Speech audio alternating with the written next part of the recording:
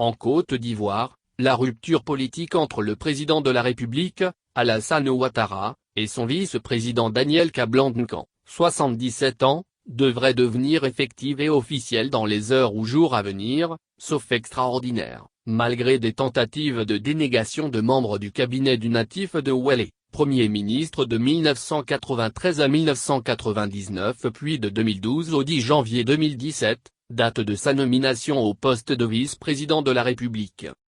Les choses ont commencé à se gâter dans la foulée du projet de modification de la Constitution et de la désignation d'Amadou Gon Coulibaly le 12 mars 2020 comme candidat du RHDP, parti au pouvoir, pour l'élection présidentielle d'octobre 2020.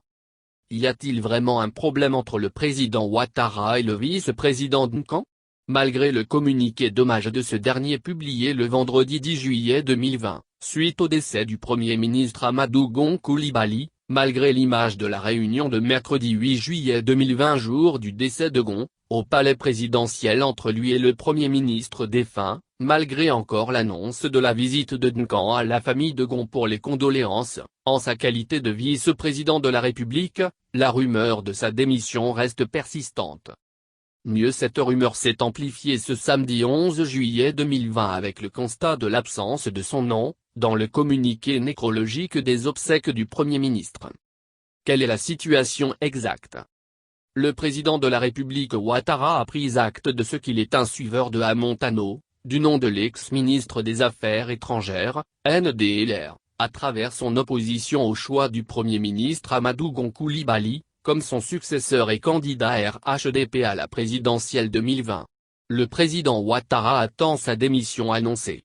Duncan essaie depuis de reculer, de sauver les apparences, de rattraper les choses. À la faveur du décès du Premier ministre. Mais le président ne peut pas supporter cette hypocrisie. Pour mettre fin à la confusion et lui faire comprendre qu'il doit assumer la rupture, son nom a été barré dans le communiqué nécrologique du Premier ministre, paru dans Fraternité Matin, a appris Afrique Presse suite à la question directe et précise ci-dessus, adressée à plusieurs sources contactées, Duncan et Hamontano relais de Kriapi et consorts au sein du régime Ouattara.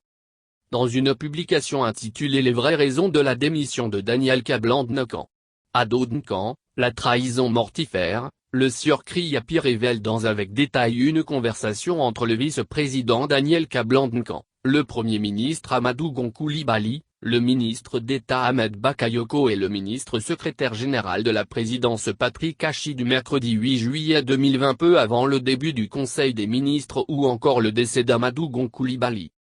Kriapi vous l'annonce, le vice-président Daniel Kablan-Duncan a rédigé sa lettre de démission et l'a remise au président Alassane Ouattara. Il quitte immédiatement ses fonctions, sauf si on lui demande d'attendre et de le faire après l'inhumation du Premier ministre Amadou Gon Coulibaly.